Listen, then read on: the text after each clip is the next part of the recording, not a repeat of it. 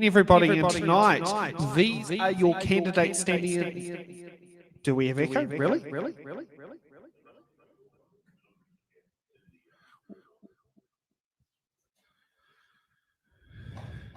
Stacey says we've got echo. Just turn off the cameras and just see what else happens.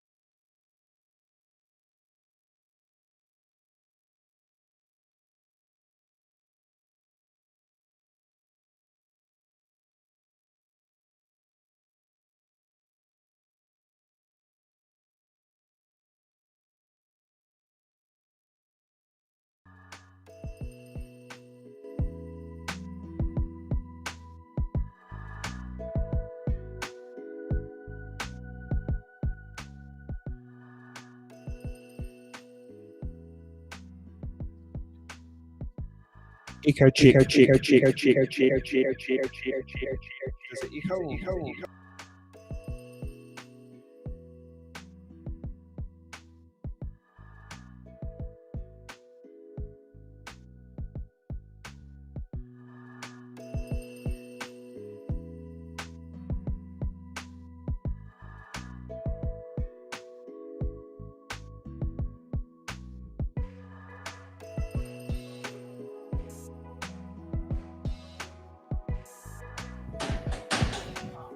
Echo check.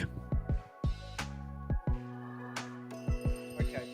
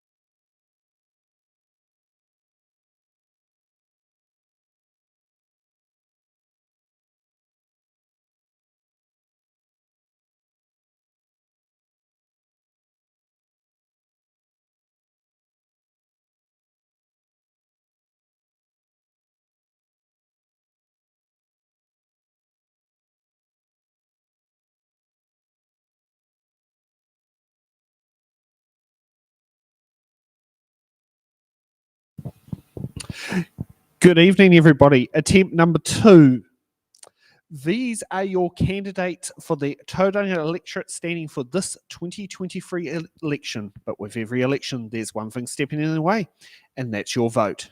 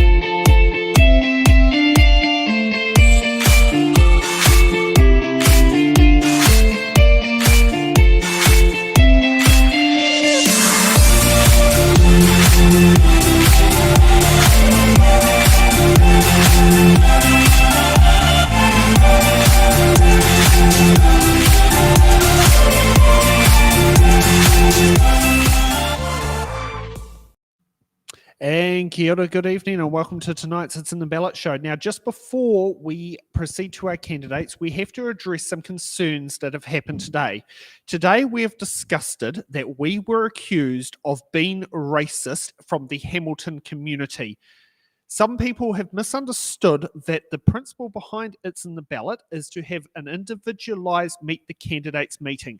Some people took that as mean no Māori allowed. I am disgusted that you've accused our organisation of that and you're being called out. Now, I'm not going to name you on the show because I think the embarrassment yourself already being called out earlier today is enough. But next time, when you understand individualised It's in the Ballot shows are down to the electorate. The reason why we do them down to the electorate is the fact that we don't want to give voter confusions. If we're mixing up Māori roll voters, Māori roll candidates and general roll candidates, that can confuse some voters out there, and that is one of the things of our show is not to provide confusion. So if we had multi-electorate voters here where a general roll voter may go, I like to vote for them, and then come on election day, they go and vote and can't find that candidate on the ballot paper, they may accuse us of misleading. So that's the reason why we do individualised meet the candidates debates. So I hope that is some clarification on it. We have chosen to do 3 multi-electorates this election, and it's a shame we haven't actually managed so far to get those shows out. We're in the process to see if we can shift them for remote shows in the future. So that is something in there. So if that's an issue, you speak to those candidates and encourage them to appear on the show. And we're hoping to have our Waitariki one rescheduled for next week as a remote show, as we understand that, 2 candidates had to face tangies within a couple of days of the show actually going happening. So that is something I'd like to sit there and sit out there and get on the record. No, we're not racist, and individualised meet the candidates meetings are based on electorates, is based on the electorates. That is not an excuse to twist the words of our organisation to treat it as no Māoris allowed. That is Jim Crow behaviour, and we sat there and ditched that many, many years ago, and we as an organisation are not going to lower ourselves to the bottom of the barrel of that standard. So that is the bit I want to address tonight. And I've had my rant. So now let's get to our candidates this evening. Thank you for joining us. Sorry that you had to be started with that, but that had to get off our chest with that attack earlier today. So today we have 3 candidates who have decided to appear on tonight's show. So let's kick off with Larry. You get to go up first with your opening statements. Thank you. My name is Larry Baldock, and I'm standing as an independent for the City of Tauranga, primarily because I believe we've been ignored for too long in this city by the bigger parties, particularly the National Party, who think this is a safe seat. And there are many needs here that need to be addressed. We are the 5th largest city. We host the largest port in the country, and our roads are woefully inadequate for all that freight coming through our streets. We need to see it addressed now, not in 20 years' time. Our housing needs are great. We need to see more land released for housing, all types of housing, intensive housing and suburban development. And we can't do that because these state highways that go through our city are not being brought up to current standards. So I believe as an independent candidate, I can go to Wellington. I've been there before. I was an MP 20 years ago. I've been a city councillor and recently deputy mayor. I can raise the voice for this city and make sure we get heard. Thank you. Thank you, Larry. Okay, next up, Christine, your opening statements. Hello, everyone. My name's Christine Young. I'm a Chinese-born Kiwi, grew up in the Horowhenua. Now I live in Tauranga. I'm a small business owner. I'm a martial arts instructor. I believe in standing up for what's right, and I've always spoken out against what's wrong. I'm standing because I believe New Zealand is heading in the wrong direction. Values like common sense and personal responsibility are being buried under an avalanche of red tape and bureaucracy. I believe that New Zealand is expecting the government to do too much for them. The government needs to step out of the way so that we can take personal responsibility for our own lives and make a be the master of our own destiny. New Zealand is a country of great abundance and of potential, and I believe ACT has the policies to unlock that potential. And just before we move on, can I ask, are you for a chance to Councillor Ellen Young for a chance? I may be, because the Youngs and Chinese are a clan-based community, so all Youngs are related in some way. Yeah, I do know Ellen is one of the councillors on the local council, so, and I didn't know about the Horowhenua connection till tonight, so it's a bit of a small world. Live in. Yeah. Go live in. It has the best adventure playground. It used to be my local primary school. Oh, that was before they moved it out to Tiatira Road. Yeah, okay, everyone that's should really stop. showing It's on the some main time. highway. Okay, next up, Leon, your opening statement. Well, kia ora, and first and foremost, I am Māori, so I am allowed on this show. Just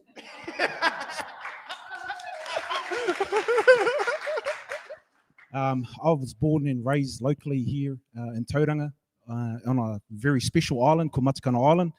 I attended Tauranga Boys College, was deputy head boy at Tauranga Boys College, married to my beautiful wife of 18 years, and we have 3 beautiful children. I love the city of Tauranga. I believe Tauranga is a sleeping giant that has so much potential that I believe is not being tapped into or is being neglected.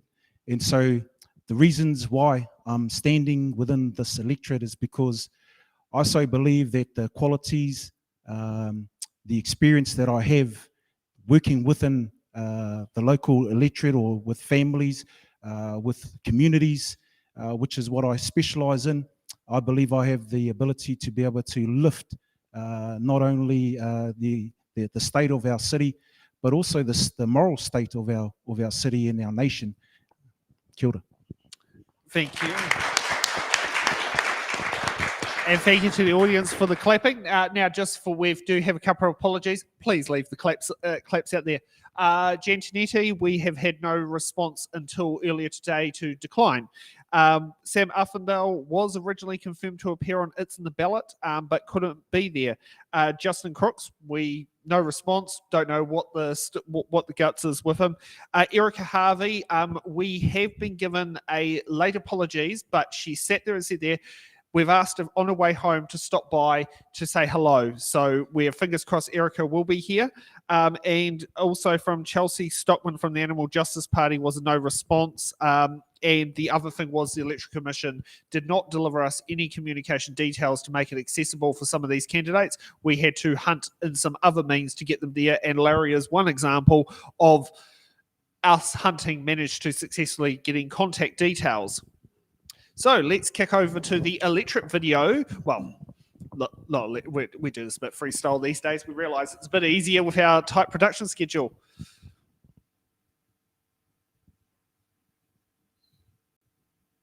Okay, there we are. So the Tauranga Electorate is one of the few electorates that only has one electoral boundary with the Bay of Plenty electorate. From the south, you will see when we scroll down, is be the suburbs of Greerton.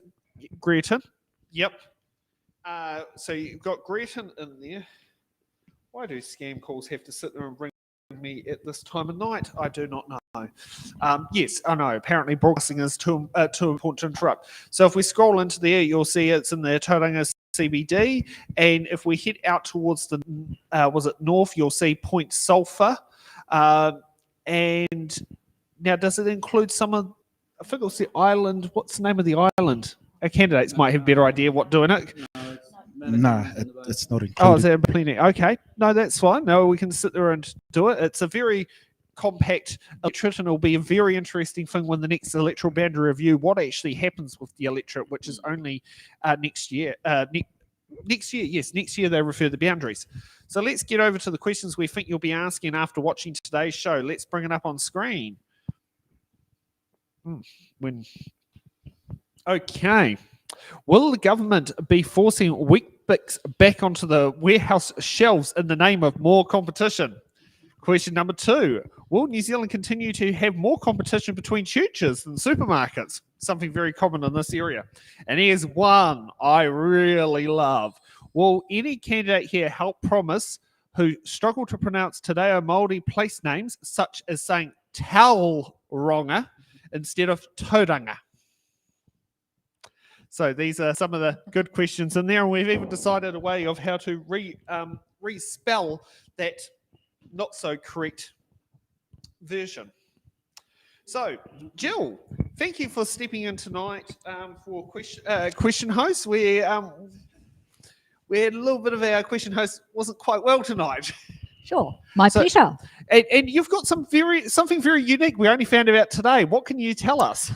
In 1958, I was born at Tauranga Hospital. And when I was a little one, like a few months old, I lived at Elizabeth Street over Cameron Road. And the house obviously is now some business, I believe. So I spent my first 10 years in Tauranga. I went to Tauranga South Primary School. And very good. Well, I don't know how old Larry is, but I'm 65. What are you, Larry? 69. I was head prefect. Oh, well, I was just a little one at that point in time. So I was 4 years younger. But we probably had the same teachers. Okay, Mrs. Shakes, was she a teacher? Oh, all sorts of, yeah. Oh, well, I'll have to relive with you after the show. So I'm kind of not a local, but I used to be 50 odd years ago, 55 years ago. Oh, no. Okay, so let's kick off. So with the questions here, we have the questions in the boxes, and there are 28 of them there, and each candidate, one by one, will be able to pick them. Now, each candidate here has, with tonight, we have decided that each candidate's going to have 3 button cards because there's some very useful information out there, and each candidate will have 2 defer cards because, doing it, and we encourage them to defer it to the candidates who aren't here. So let's kick off first with Leon. You get to choose the first box number. I'll go with the famous number 13. Lovely. So we have letter H, H for hotel. I have done.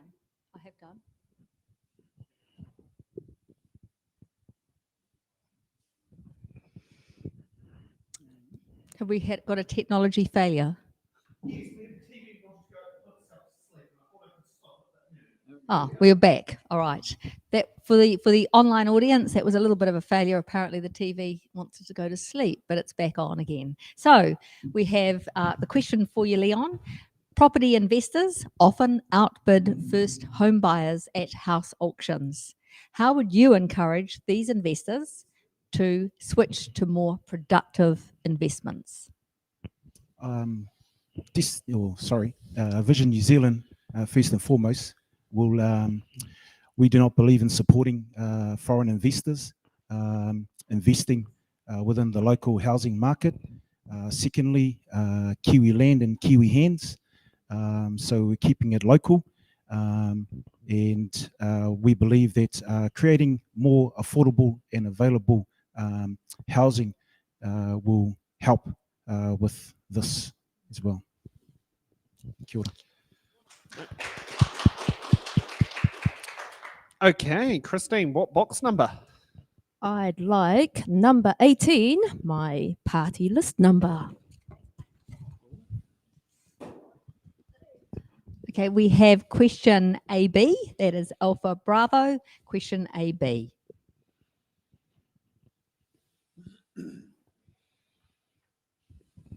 So question AB is, what are you or your party going to do about the climate crisis? Well, little known fact, ACT wants to introduce an Environmental Protection Act because we're going to scrap the Resource Management Act, and that actually has been scrapped by something more awful by David Parker and the Labour Party.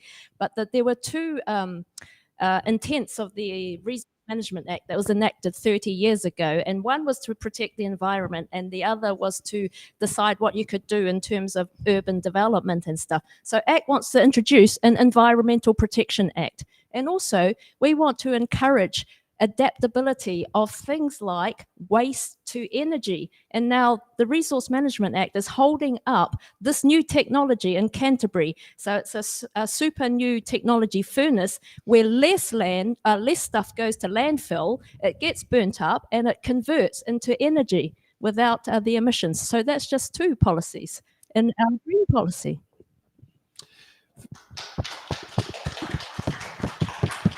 Thank you so much. Larry, what box number? Yeah, I think I'll have my birth date, 25, Te Kaumārima.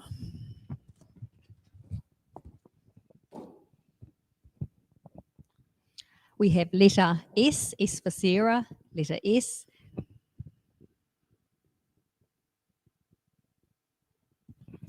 So letter S is, the question is, my fiance and I are concerned that we will never be able to afford a property in the electorate where we grew up. What are you doing to make housing in this area affordable and accessible for first home buyers? One of the things that I think we need to look at as a country is the reason why the Kiwi Bank was established was to be a New Zealand bank.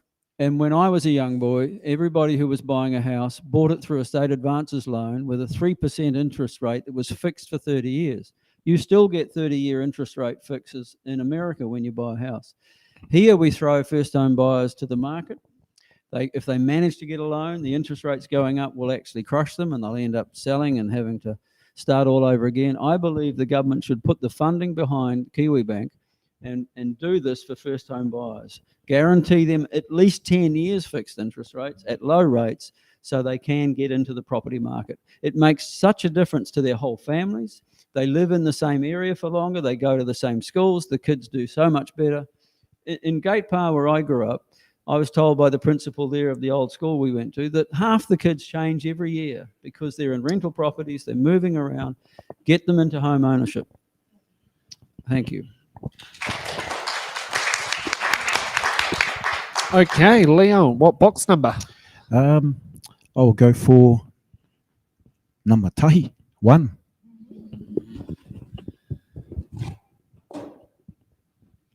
We have letter F, F for Foxtrot.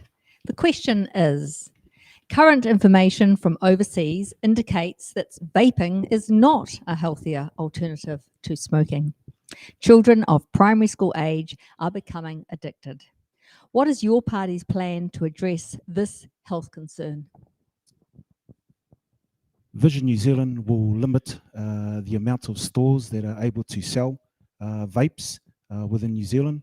Also, we will review the proximity of these stores in regards to or in relation to schools. There will be also a greater fine placed upon any store that is caught selling to underage, and those fines will amount to between 20,000 to 25,000. Yeah. And those fines will not be tax deductible? No. Christine, let's put in your We have a button card. button card. A button card.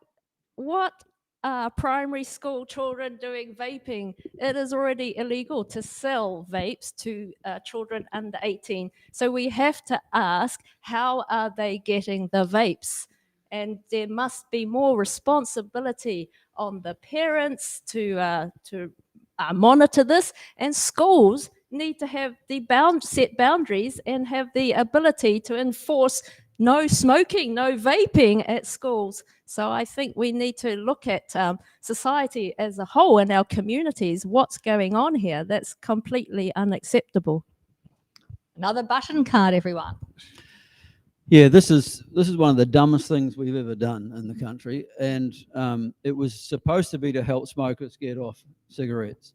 I smoked when I was 14 till about 22. I used to smoke about 30 a day, and it's a terrible habit to get off, but you can. We need to make sure that only smokers are getting access to vaping if it's helping them get off. If it's not, what's the point of changing one habit to another, becoming still addicted to nicotine? And it's opened the door for young kids to get hooked on these flavored vapes. It's just insane. And I think across the ditch, we saw Australia take some strong stands. I think we need to do the same. You get a prescription if you're a smoker, and you can get access to vaping. Otherwise, it should be not available in shops at all, in my opinion. Now, I'm not a party, this is not a party policy, but when I get to Wellington, I will make a few speeches on this because it does not make sense. Our kids are getting addicted to nicotine, and it's going to ruin their lives just as much as tobacco does. Thank you. Thank you so much. Okay, Christine, what box number?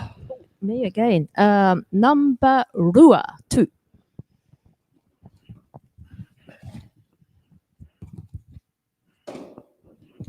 We have question K for kilo.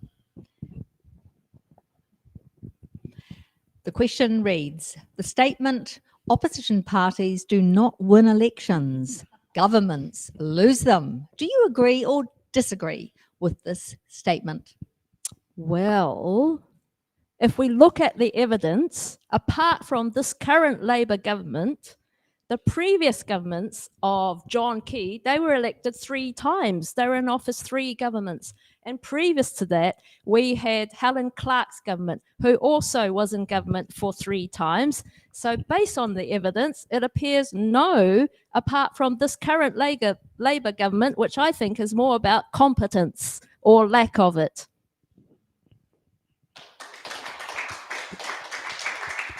Okay, Larry, what box number? 9, Iwa, please.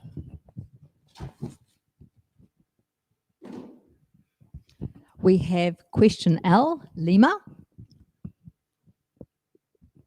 So this question reads, with the downturn in the economy, many small businesses are struggling to stay afloat. Has your party, or you, Larry, got any policies that would assist them through these tough times? This is where I have to say that as an independent candidate, I am not aiming to be in the government. I may support the parties that are forming government, and therefore it's not easy for me to respond to a question like that. Of course, we want to help our businesses, and I will support. I'll give supply and confidence in an agreement if I was in Parliament and needed to be used to form a government. I'd give supply and confidence to a party making real support for them. But it's just, I'm focused on Tauranga. I will do what I can to help businesses here, and I think primarily that is by getting our transportation network running properly and housing for families, because that's an important part of businesses as well. So that's my question, my answer for now. Thanks. And we have a button from Christine. All right. Well, ACT really supports small businesses. They're like the backbone of our country, along with farming. And this current government has really pretty much put so much red tape and bureaucracy on them. I'm a small business owner. There's so many taxes. There's so many hidden taxes.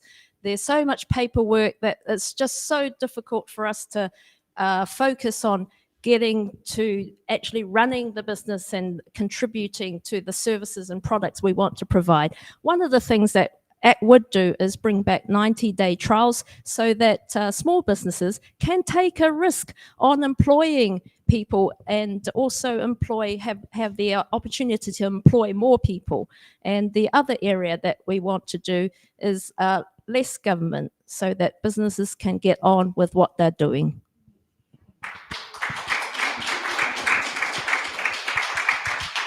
Okay, Leon, what box number? I'll go the opposite in here and go for 26. Thank you. Thanks. In the bag.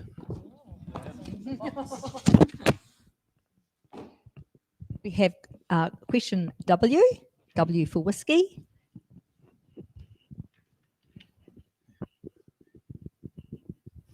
The question reads, what MP in the current Parliament, not a party leader, do you admire and why? Well, I've thought long and hard with this one, and I've come to the conclusion that there is no party leader that I admire within that current Parliament.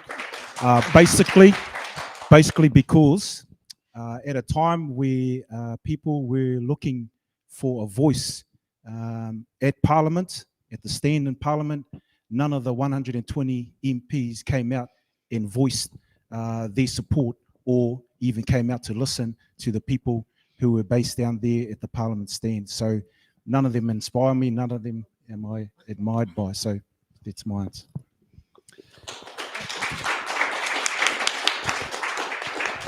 Okay, Christine, what box number? Me again. Number 10, please.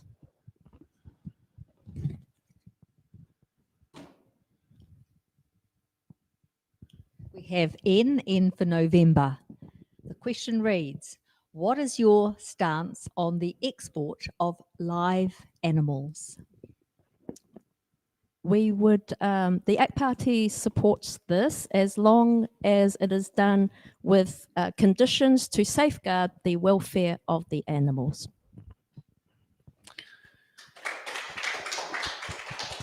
Okay, Larry, what box number? I think I might go for my age this time. 24. How many times over? Oh, well, yeah. I've had that 24th birthday a few times. We have question M for Mike, and the question reads,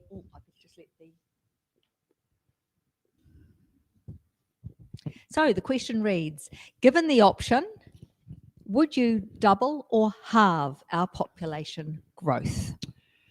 What we need in this country is actually a population strategy going forward. We leave it to politicians every 3 years to muck around with immigration and make it more difficult for the Ministry of Immigration to do their job. We need to have a 30-year, 50-year strategy on this, decide as a country how many we want, and then how we're going to get them. We are going to struggle, I think, in the future. Not right now, it's still an attractive place to come. But in time, most nations in the world are going to be reducing in population because we're not having the replacement birth rates.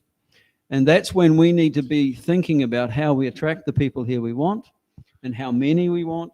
These are big questions, and we should not be doing it short term like we are right now. We have the doors open, everybody floods in, then we shut them for a while, and we open them up again. And the poor immigrants coming, who we really desperately need, you know, our health system would collapse without Filipinos right now. We don't treat them properly when they do come. They have to wait to qualify and all the rest of the things that we hear about. So we need to deal with this in a 30, 50-year time frame. Thank you. Okay, Leon, what box number? I'll go for my age, or the ones Leagues 11. So how many of those, how many 11 birthday cards have you got? Times 4. We have question A for Alpha. And the question reads, over the past few years, New Zealand has suffered from many forms of division. How would your party reconnect people and heal the divide so that we are a united country once again? Well, first and foremost, it will never happen with race-based politics, with race-based parties. Secondly, in the wise words, all right. So first and foremost, it will not happen with race-based policies or race-based politics. Secondly, in the wise words of my grandmother, she said that there are two sides to every coin, and the value of each side is the same. So each side makes up the value of their coin, which in relation to Māori and Pākehā, which is the two races that create the treaty here in New Zealand, that there is no one greater than the other.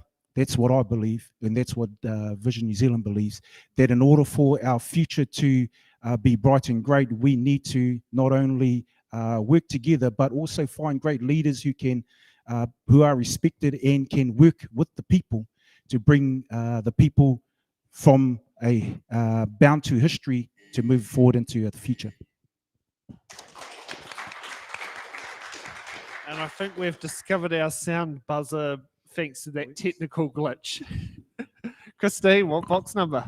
Well, since the other candidates are choosing their age, I will choose mine. 21.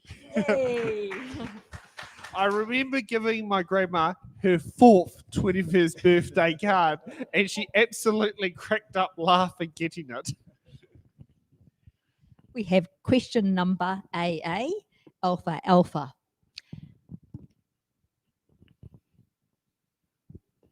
So the question reads, what would your party do about regulating the introduction of artificial intelligence?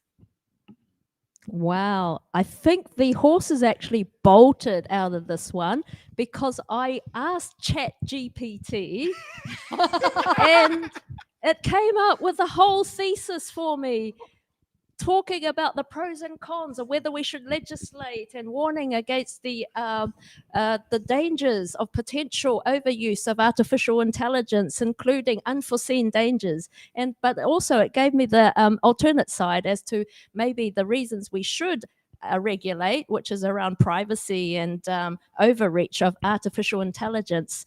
Look, ACT is a party of less regulation. So we're saying we need to allow things to run its course. We don't have an official policy on that, but one of our candidates is actually a AI specialist. And so this is, I'm going to leave that open. So we're saying we're going to leave it until, you know, AI, well, we've already got AI in our communities. Would you be able to name the candidate who is the AI specialist for the viewers at home who may not know? She is Antonio. She's number 13, 14 on our party list, and she's a patent attorney. Which electorate is she standing in? Electorate? She's standing up in Auckland. Okay. Maybe some candidates are chat GPTs. Chat GPT produced. Could be. Okay. Larry, what box number? Oh, 22. 22, please. Te Kamarua. We have U for uniform. And the question reads, how will you ensure all Kona that students can succeed at school? Well, it's the education area is another one of the areas like health, like roads in our country that need a huge financial boost. Of course, there are many different needs amongst students at school. Too often in the lower decile schools, we need to see more social workers in school. We need, as I said before, with housing, to see more stability in families' lives so children aren't shopping from schools. There's many things, but again, we get politicians saying they'll change the curriculum and they want to go back to this and they want to start that. And it is becoming very difficult for teachers to know what on earth they're teaching them and what method they're using and so on. And I think parents as first teachers is a principle we need to establish in this country. And they need to be involved in the education of their children and work with teachers. I think there's become a bit of a divide in that area, and I think it needs to be stopped. And Leon's got a button card. I think first and foremost, you're right, Larry, that everything starts within the home, especially education. But also within our current education system, it's a one size fits all. And you have so many students that are dropping out because it seems that because they don't fit into the so-called education system, they are labelled as either being dumb or not brainy enough to be able to succeed. So I created a mentoring program for this very reason that would catch these young people and take them to a place where their skills and their talents were magnified, rather than them being told that they were not successful or they didn't fit within the current curriculum. So I believe that there needs to be other programs, mentoring programs that are there for every case or every learning level. Okay, Leon, what box number? I'll go for, I've had good success down this end, so I'll go for 27. Let's go 27. We have question O for Oscar. And the question reads, do you support the right to women's safe, legal and timely access to abortion in New Zealand? Well, Visit New Zealand, we do not support. We will repeal the Abortion Legislation Act in its entirety, whilst establishing equal protection rights for both the mother, the fetus, the embryo, and the child. At the same time, we will also be creating a agency called Mana Wahine, which will be there to support both the mum or the woman through the pregnancy, right up until the child's birth. And in that will be the support from the Mana Wahine agency that will give a mum the option of whether they would want to hold on to the child or if they would choose to adopt the child. And we would have that agency there to support the mum right through that. So that's our stance. Want to ask, what is the replacement for the legislation on abortion?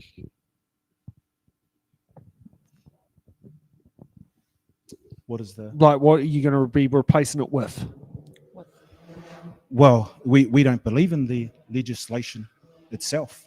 Yes, but would you write something more appropriate? Yeah, well, I suppose we will review that legislation, and yes, we will have something in accordance to what I've just said that will relate more to the option of not just the abortion option, but also having the options of adoption as well within that.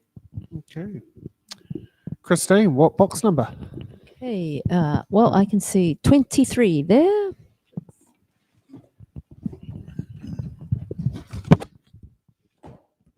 So we have question Q for Quebec.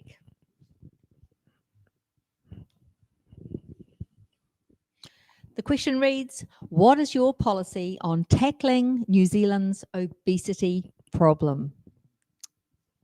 All right. Well, back to personal responsibility and education and choices around healthy eating. And also encourage Sport New Zealand to keep encouraging people to do physical exercise in whatever means they can.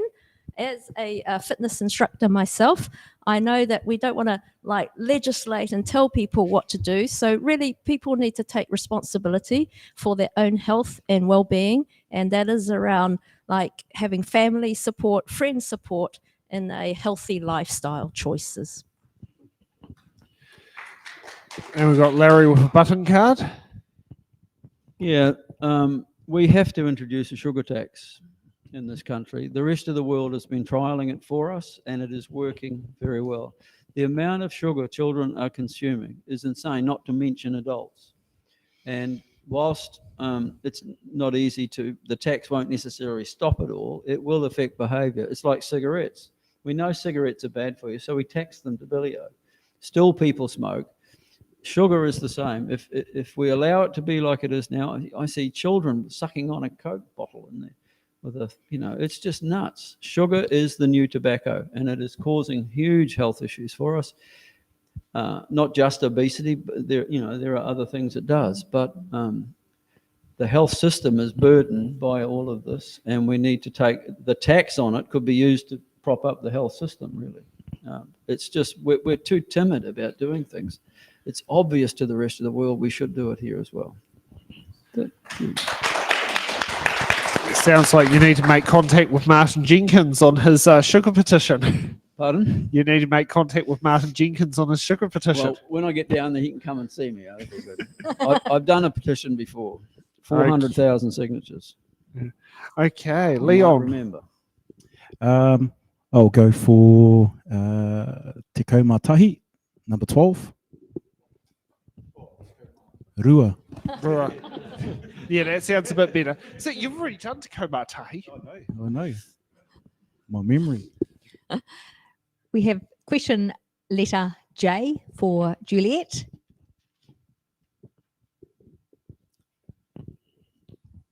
And the question reads, the future of local government report says, the current local government funding and finance system is already under pressure and is not sustainable. How is your party going to respond to this issue? Well, I'd like to think that I am the first at doing something, so I'm going to do the defer card to Larry. Being Thank a you. s- I can local save councillor. my button card then, can't I? Yes, I have had a bit of experience with this, and it's correct. It is broken. We're one of the few countries where the only revenue source local government has is taxing rates on property. Most countries, America, Australia, and so on, the local government can have sales taxes and things like that. In New Zealand, we have GST. I really think it would be a good idea if government shared some of that with local authorities, so that we had a steady income stream. The problem is that central government don't trust local government politicians. They think we waste more money than they do, and that's a joke, isn't it, really?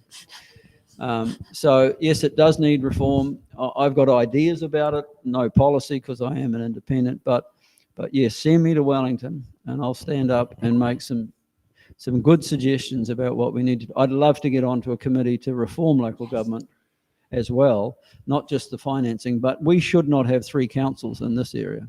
It's just not necessary. We're electing 30 politicians. I mean, something that we could ask of all of them, is it time to split the regional council and the city council elections?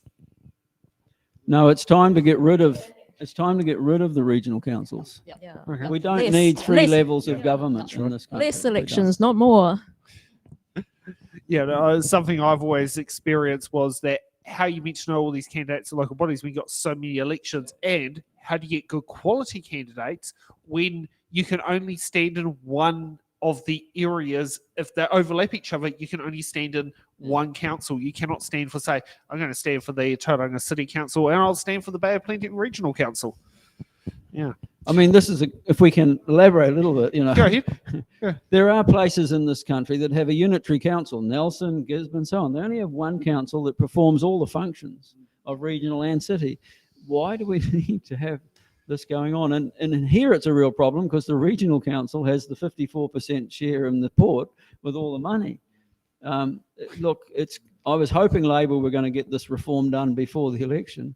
Somebody needs to pick it up and carry on with it. Let communities decide how big their councils are, but we could be doing 20, 25 councils in this country, and it would work a lot better.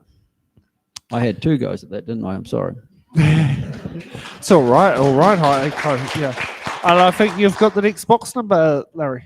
Or is it Christine? I'm sorry. not sure. Oh, Oh, it's Christine. Is it my Okay. turn? No, that's All fine. I right. screwed up. Number 6, please. We have question X for X-ray. Oh. And the question reads, tell us 3 words that sum up for you Aotearoa, New Zealand. Oh, I've got short answers. Can I bank some time? Anyway, the 3 words for Aotearoa, New Zealand is beautiful, inclusive, and potential. And we've got a button. Leon. 3 words, time for change. Very short, sharp, and sweet. Okay, Larry, what box number? We'll knock off 28 down here at the end. And we have question Y. Y for Yankee. The question reads, John F. Kennedy quote, ask not what your country can do for you, ask what you can do for your country. Do you agree with that quote and why? It's a pretty good quote. And all of us need to participate in healing our nation. All of us need to participate in doing things that we need to responsibly do in the environment. You know, the climate change question comes up a lot. I drive a 2014 Prius plug-in hybrid. I've got solar panels on the roof. We've all got to do our part in all of that. So it's not a bad quote, but sometimes it's a bit cliche-ish, you know. We do live in a great country. We see it deteriorating. We see problems coming, and we have to take responsibility in our communities, in our families, to try and bring that back into line. It's why we took so much time, my wife and I, to take a petition around the country to oppose that anti-smacking law that came in. It was just nuts. The whole country was going berserk about it. We had the referendum. 87% said no, it shouldn't be a criminal offence, and the government ignored it. What kind of democracy have we got? So we have to take initiative sometimes for big issues. Okay, Leon, what box number? I'll go for number 3, Toru.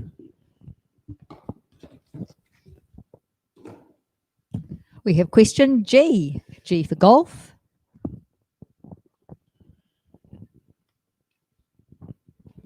And the question reads, do you think New Zealand has coped well with the COVID-19 pandemic? And what lessons have we learnt? Well, I'm glad I've got this question. It all depends on obviously what viewpoint you look at this from. From our viewpoint as Vision New Zealand, I don't believe, or we don't believe, that the COVID-19 pandemic was done well. First and foremost, the lockdowns were unnecessary. They put strain and pressure upon local businesses and smaller businesses. Also, the mental state of so many individuals throughout the lockdowns also increased, and the unnecessary mandates that were put upon Kiwis, I believe, caused so much division, not only in our nation, but also between family members. And also the mandates, they were not a choice. There was an ultimatum that many had to take the vaccination for the very reason of keeping their jobs or even keeping their houses. So we certainly do not believe that it was run well. Well said. I want to ask, do you think some people enjoyed the pleasure of being able to go, vaccine pass? Because that's something I noticed. Some people, like my business, I run a coffee cart. I can't fit 100 people in a 2x3 meter thing, but people threatened to boycott my business because I wouldn't do vaccine passes because it was a waste of time. Yeah, there was certainly a lot of crazy behavior that made people just crazy behavior. Yeah. Okay. It's Christine. What box number? Again, Fetu, please. 7.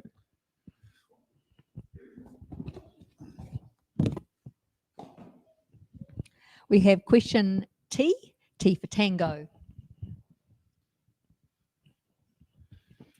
And the question reads, even though our state highways are managed by Waka Kotahi, that is the New Zealand Transport Agency, should district councils and residents have the final say on the speed limits that they have imposed? Well, once again, it's time bank for later. Yes, people who are like in the local areas are driving on the local roads. So yes, I think they should have input into the speed limits around where they're living and driving.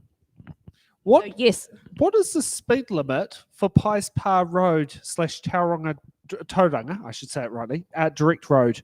Is that still 100 pretty much as soon as you leave Ngangataha, or has that been lowered? I haven't driven on it for years. I can ask a friend who drives that road quite often, Martin, my colleague, and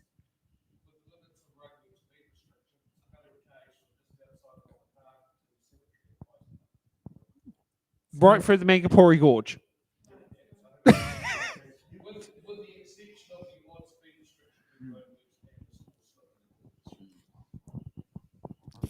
Okay, and for those at home, there is roadway speed restrictions, but as from what's been said, you can still drive at a speed limit of 100 kilometres an hour through the Mangapori Gorge, which, to be honest, is possibly one that could actually be lowered under that recommendation. But hey, you know, what do you expect from Waka Kotahi? You know, when common sense sometimes applies, it sometimes goes out the window. Okay. Larry, what box number? 19, please, to go. Iwa. We have question P for Papa. The question reads, what will happen to the winter energy payment if your party is elected to govern? So seeing you are not part of a party, what's your personal opinion about the winter energy payment continuing or not continuing? Okay. It's awful looking here on the screen. I know why my wife tells me to always smile, and why some people say I have a really angry face. It's terrible. The winter energy payment has been a great initiative. We have a lady who's a tenant in our little flat in our house, and she passes it on to me because I give her a heat pump so she can stay warm all winter. It makes a big difference. Power bills go up in the winter, and I think we should maintain that. What we should be doing is subsidising or having an interest-free loan for more houses to get solar panels on with batteries, so that we can say there's a great example here in Mangatawa block, I believe, where their power bills are just zooped down as they've installed that. We've got so much great sun. We want to reduce the dependence on fossil fuels, so why not government come in with that scheme? Why the ANZ Bank doing it? And then you have to pay it off in 3 or 5 years. It should be a much longer term at no interest. And then we'd see more solar powered energy, which will get us through winter as well, I think. Okay, Leon, what box number? I'll go for number 8, Waru.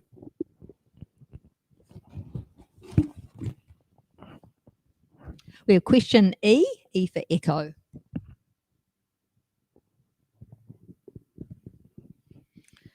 Another local government question. The future of government, the local government report say a significant fund is also needed to support climate change adaptation activities. How is your party going to respond to this issue? Vision New Zealand, we favour a sustainable, incentivised approach to harvesting our natural resources. Also, we also believe in a zero plastic New Zealand, as well as we refute the carbon and climate argument and believe that carbon is essential for life itself.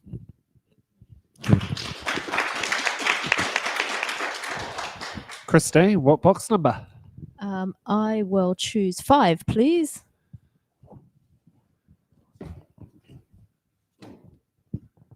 We have question letter B for Bravo. The question reads, do you believe that 16-year-olds have the maturity to vote? In my martial arts, I teach a lot of 16 and 17-year-olds, and I've been asking them this very question: do you think you should get the vote? And most of them have said, no, don't think so. And to be fair, they've got lots of other things on their mind and different priorities rather than thinking about what or who to vote for. So that is a no. Should all 16 and 17-year-olds should watch this episode of It's in the Ballot? Yes, they should, to prepare themselves for when they turn 18. Larry, what box number? Number 20, please.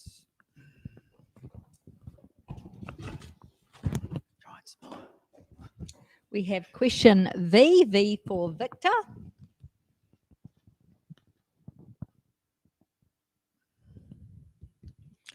What is your party's position on local government rating reform? And I'll do it again. What is your party's position on how local government rating reform should be delivered? It's a little confusing, that question. I looked at it earlier, and rating reform, if you're talking about whether it's based on land value or capital value, if that's the reform you're talking about, it's left up to councils to decide how they rate. So it's hard to answer that. If you're talking about rating reform in terms of income, which it goes back to the question we had earlier, where councils need more income than just rates on property owners. So it's a little bit hard to answer that one, unless someone's got a better understanding of what you're aiming at in your question there. I have to leave it at that. Thank you. Okay. As one of the question committee, I will change that question. I mean, including the value of your house with the land, I think makes sense. And Tauranga has done that. And I think that's the best way to do it. But yeah, it's a little bit hard. I think the issue is that the system's broken. So Yeah. how are we going to reform the system? The whole thing. Yeah, needs the to whole look at thing. that. Yeah. Leon, what box number? I'll go for my oldest child's age, 17.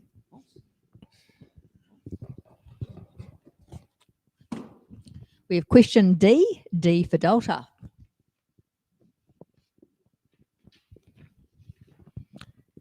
Will your party review the relationships and sexuality education in primary schools?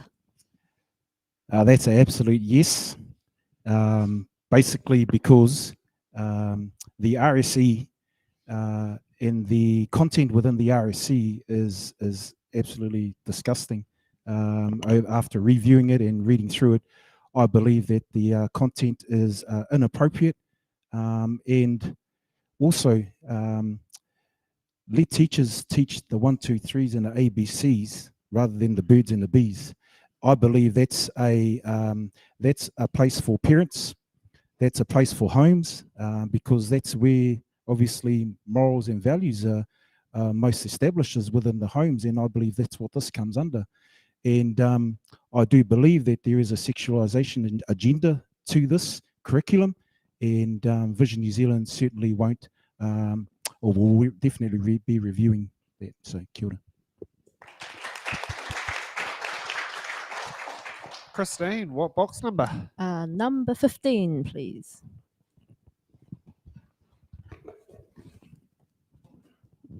Question C, C for Charlie. How are you going to address the cost of living crisis? All right. So ACT wants to get the economy stronger by cutting bureaucracy and slashing red tape. We also want to get the interest rates under control. We have a policy to reduce the amount of government spending that's just been wasted and is really sloshing around the economy, just fueling the cost of living crisis. Yeah. So yes, those are the things. We also want to improve the housing supply so that rentals or the cost of housing can be reduced so that it becomes more affordable. Okay, Larry, what box number? I think I'll take a lead from Leon. I'll have 16 the age of one of my 10 grandchildren. We have question R, R for Romeo. What do you consider the critical impacts will be for a race-based policy that prioritises some ethnic groups for medical procedures over others? There's been a few strange words emerge in our conversation in New Zealand in the last few years, one of them being co-governance, which is not well understood by most people, never really clearly defined, and so it's caused a lot of angst. I can't see any problem with Maori Health Authority doing health for Maori by Maori. And I don't see that as a racial divide. I just see it as something that's been asked for a long time. We haven't done too well when we did it all as one. And there are other things like Maori seats on councils and things like that, which have now come into our country and have not done any great damage. I've supported them in Tauranga City Council. We react to things so badly sometimes, and we don't realise that actually the country is coming together, I think. But it's these issues that come up when we don't define things properly and we get separated.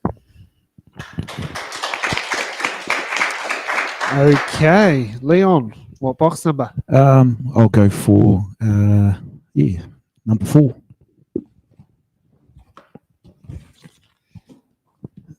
We have question I for India.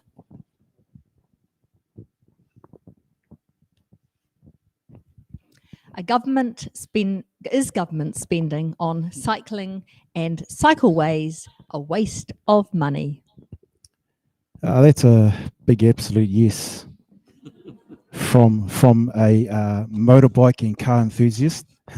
But I do believe that it's definitely spending that is wasted.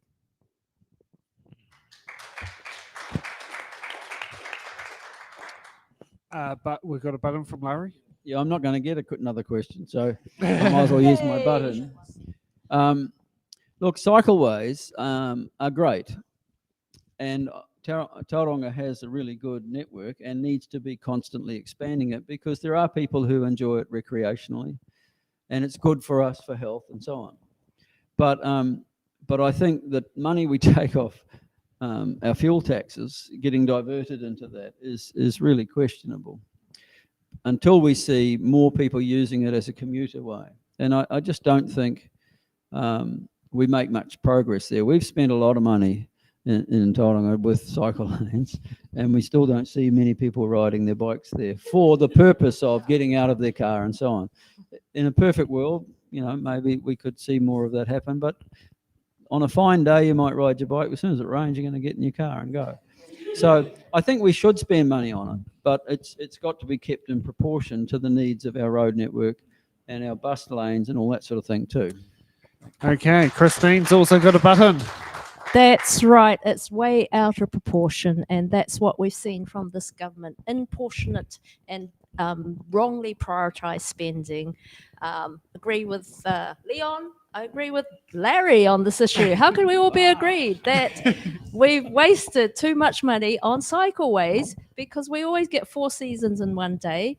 And I just wish they would, well, it's too late now, isn't it? So I just wish they would hurry up and finish it off and take away the road cones. Can anyone ride their bikes on a safe, protected cycleway to any of the high schools in the district? Or Pardon? Can anyone ride to the local high schools? Well, look, when I was a boy, I rode my bike from Gate Park to Boys College, right? Yep. Till I could get a scooter. And there was an off-road cycle path, but it was still not safe, because you came to Erie Avenue, you had to cross that road, see? And that's the problem with Cameron Road. It's impossible to really make it safe all the way down, because you're passing about 23 streets as you go down, and you can't put traffic lights on every one of those to give priority to cycle lanes. It's just the wrong place to be doing it. But we got $45 million from the government for doing Cameron Road, and cycle lanes had to be part of that, and that's okay. Because really the big advantage in Cameron Road is all the new pipes that are going in, which are going to service all the housing on the side of it. That's why it's taken so long, folks. And we do complain about it a lot. But it's about to come right with the roads. The ceiling is nearly finished. The cones are going to go. But it just is the wrong place for a commuter cycle lane, really. It needs to be off-road, way away from the road. You could do it down through the valley, which I've talked about at council quite a few times, and then it would have been great, So it is what it is. Should have listened to Larry. Okay. Last box, Christine. What? Lucky number, last one. I'll take that last box. Thank you. I got it prepared for you. And we have Z for Zulu.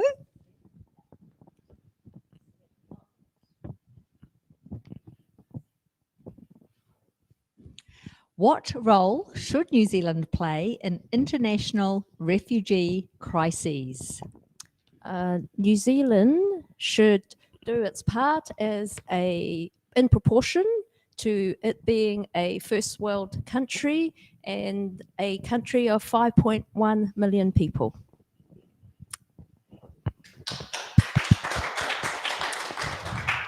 We got a button. I believe, yes, agree with that, Christine.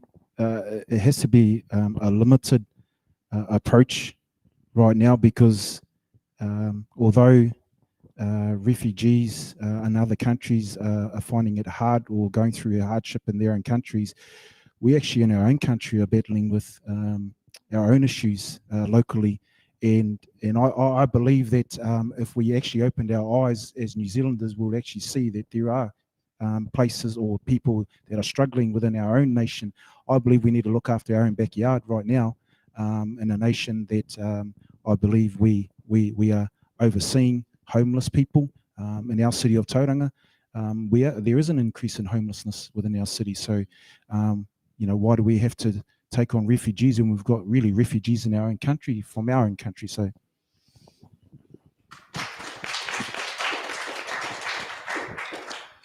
Looks like we've exhausted our questions. Now we're only a little bit over time, but we got some decent quality answers out of it. So it was definitely all worth it. We'll be taking a break now and see you back in 10 minutes time. So we're going to show you a bit of highlights from our previous show during the break. So we get the candidates here, stretch and a yak, and we'll see you back here for hard-hitting questions.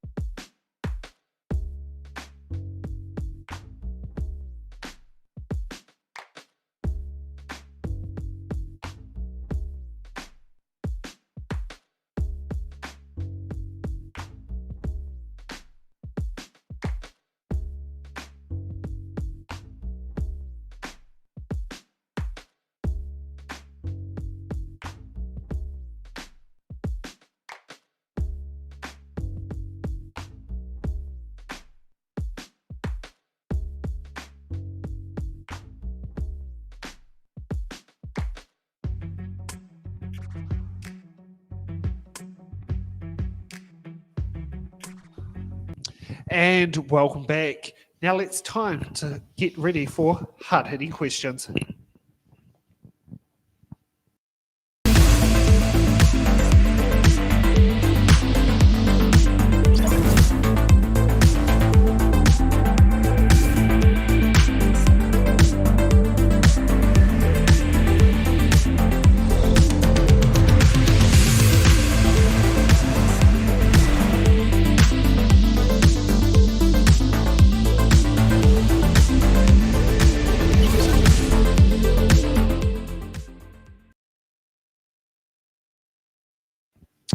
Okay, so hard-hitting questions are those questions that we get all candidates to answer.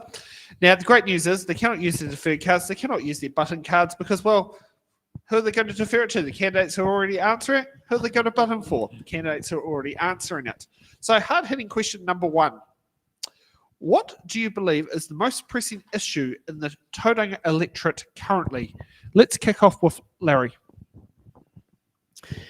Well, I've said it on my brochure, roading, transportation network, which includes cycleways and buses, but it is the number one issue because it's holding up land supply as well for housing. The State Highway 29 coming over the Kaimais and coming through Tauranga and then down into heading to the port, and 29A going around to Bay Park. That was meant to be done years ago. When I worked on it when I was in Parliament 20 years ago. And it's just got to be done sooner than 2035. That's what the National Party's promising now. 12 years we'll wait for that.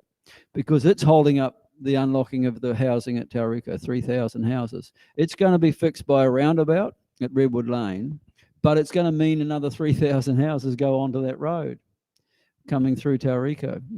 Have you seen it back up there? It's shocking. Also, Hewlett's Road, that when they fix B2B, it's just going to shift all that down to Hewlett's Road. We're going to go through all those traffic lights.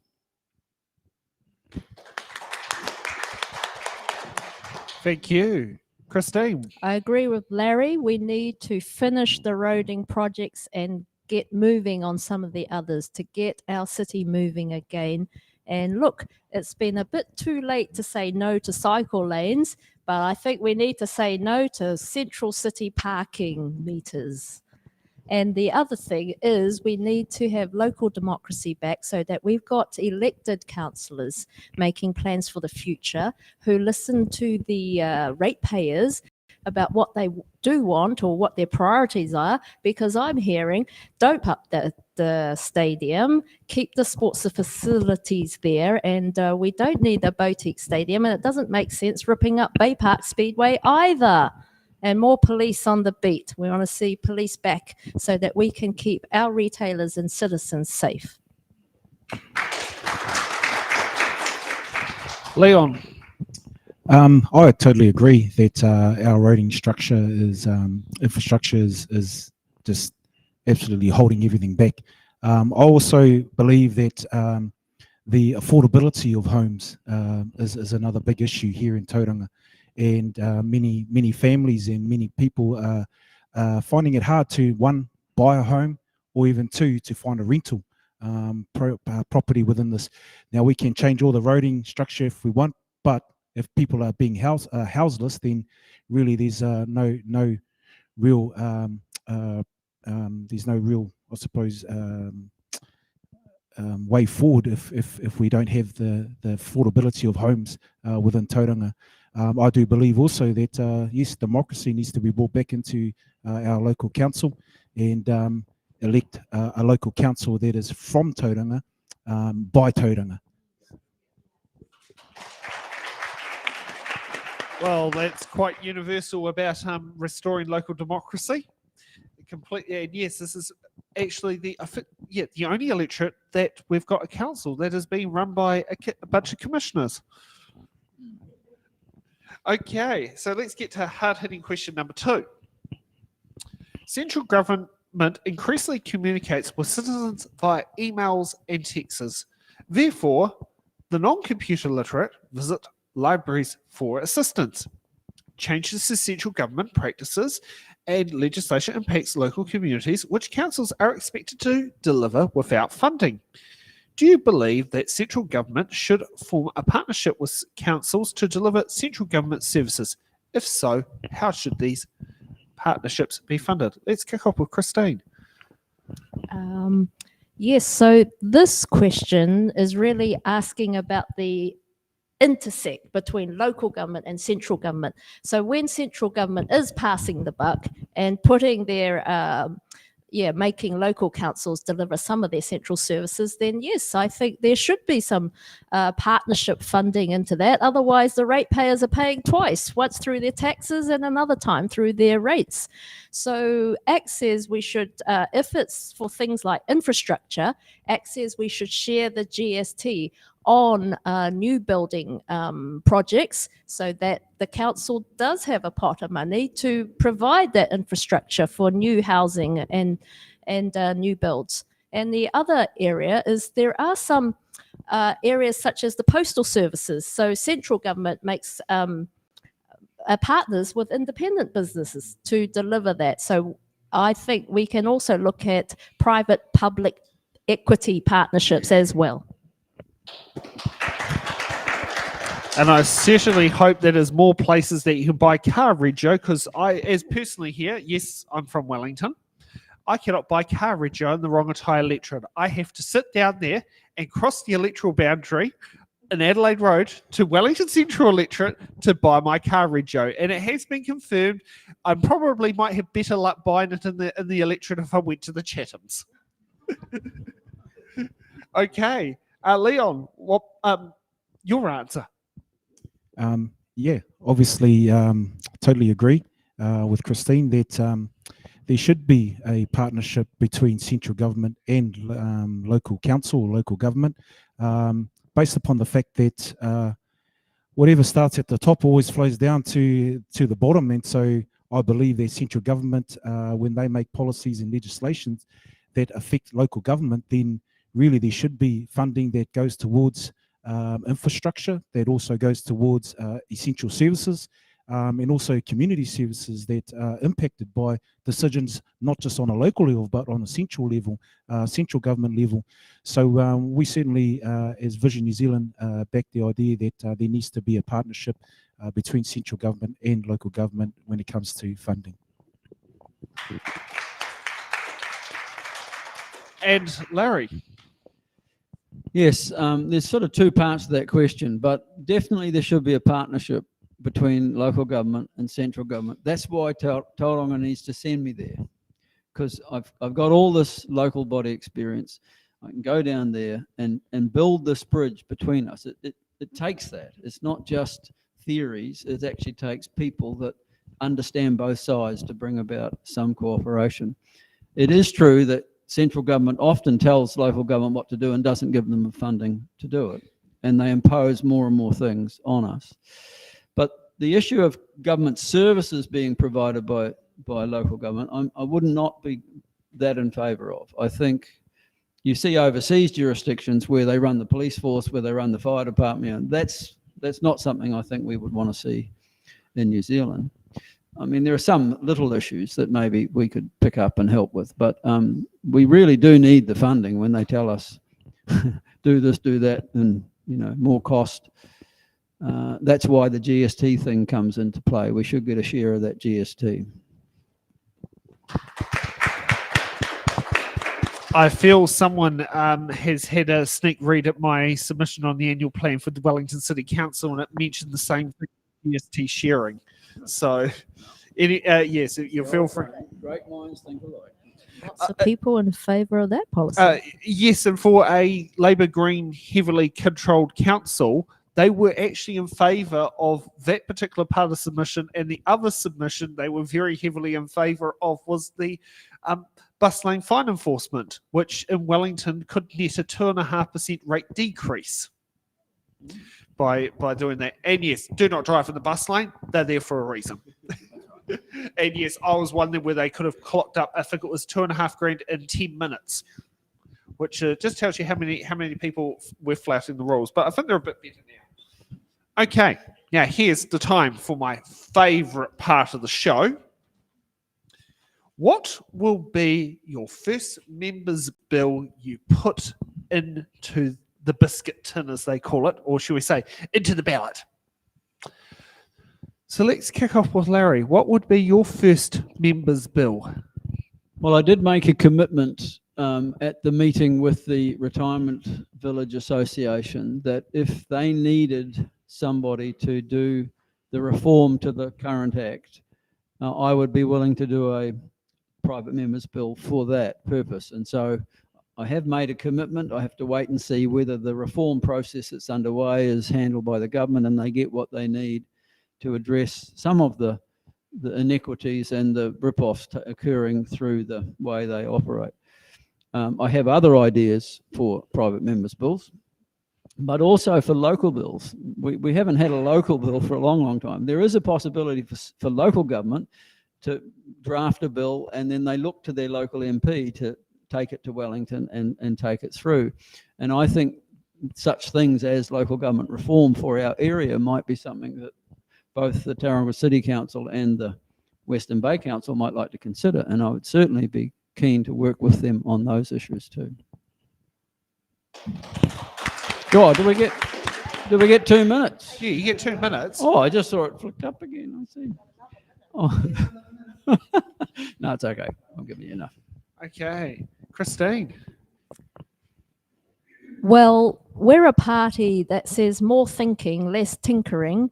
So I am passionate about education, education, education.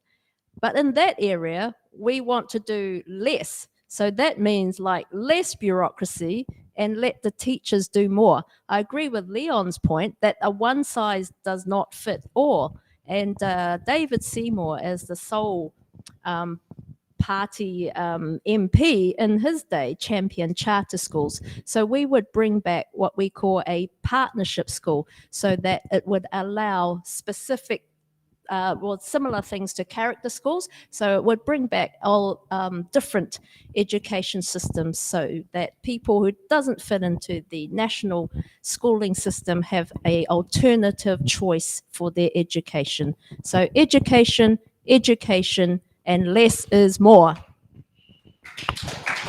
Just before we move over, could that also be done within the schools? Because I do know that the local primary school in my area, Newtown School, does have a multi-focused class, and it ironically has a waiting list to get into it.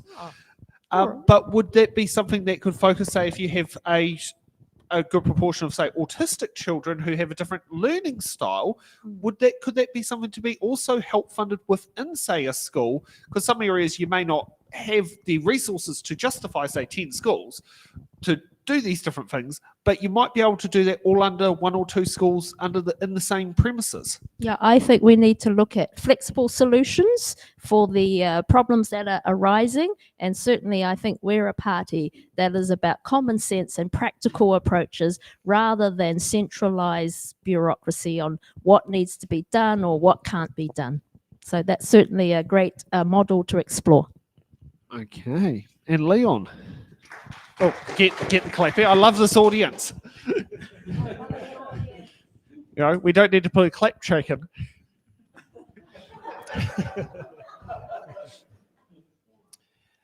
For Vision New Zealand, we will enshrine the Bill of Rights Act as supreme law, namely because the way in which the Labour government had pushed overnight in the midnight hour so many legislations and laws that took away the freedoms and the rights of so many New Zealanders that were obviously crying out for just their voice to be heard, for their rights to be heard. And I believe that by doing this, we will protect the freedoms and the rights of every Kiwi. It's not just one or two, but every Kiwi will be under this if we enshrine the Bill of Rights Act as supreme law.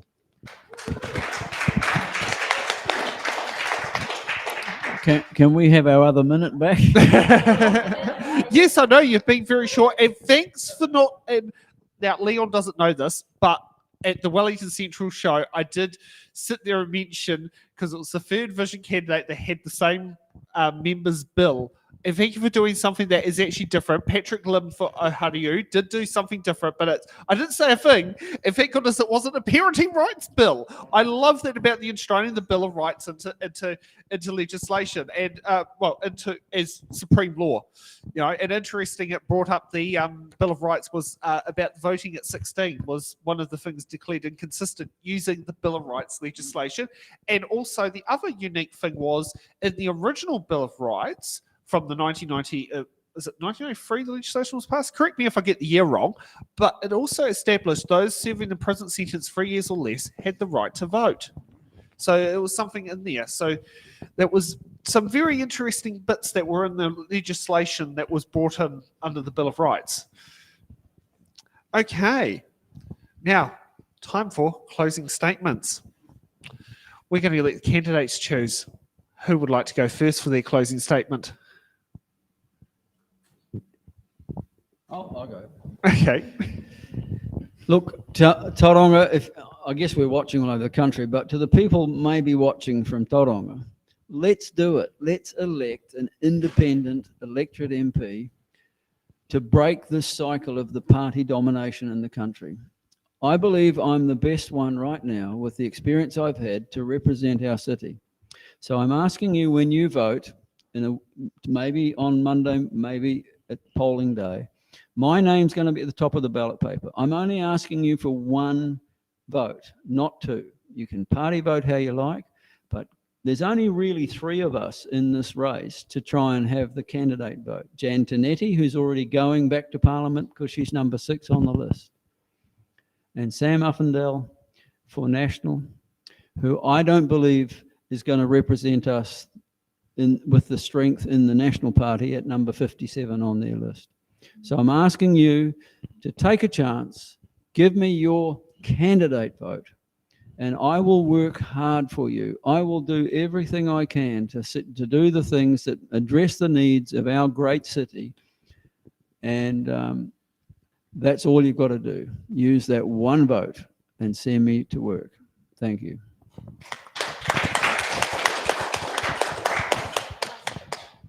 So who's one goes next?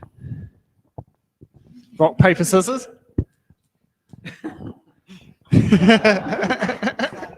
This is what I love. Community style, you know, progressive. Well, Tauranga, there is no greater time than this present time. With this up and coming election, I believe is the most important election for the future of our country. And I believe that the country that I lived in and grew up in is not the same country. I believe that the country that I grew up in was a country that was fought for by my ancestors, by our forebears, a country they fought for both God, King, and for country. And I believe that they fought also and upheld the very morals and values that I believe are in decline within our nation. Tauranga, if you are wanting an MP that has not only the ability to be able to lift moral values, but also to be a voice for you. Tauranga, your voice or your vote is going to be your voice. Let me be your voice for this up and coming election and onwards, because I'll be that one that not only makes your voice be heard, but also put it into action. Vote Leon for Tauranga and vote Freedom New Zealand Party. Okay, Christine.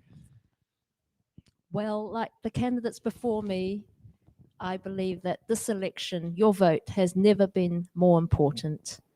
We need to bring this country back together. This isn't the country that I grew up in either.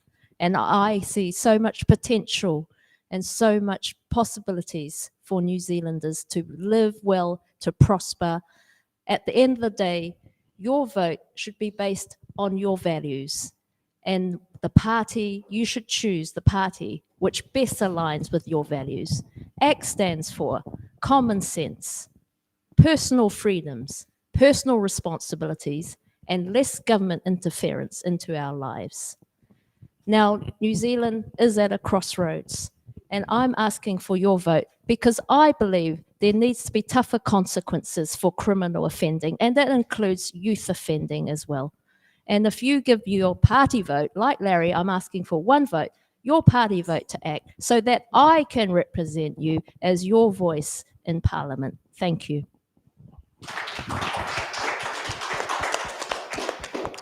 And I'd love to go to the list of the candidates who aren't here to get that, but I think given crickets and a stereo camera and an empty seat is not going to help the Tauranga voters on who to vote for. They've got 3 brilliant options here tonight.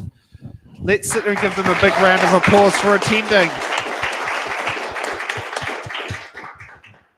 Okay, so tomorrow we will be heading over the Kaimai Ranges to that lovely city called Hamilton, where we'll be having both Hamilton East and Hamilton West Electorate, while also allowing candidates of all races, including those who are Māori, to be participating. Sorry, had to sit there and re-mention that. And it will be happening at the All Saints Community Church, which is in the Hamilton West Electorate, but we did it there for the by-election, and we're very happy to be back there tomorrow night.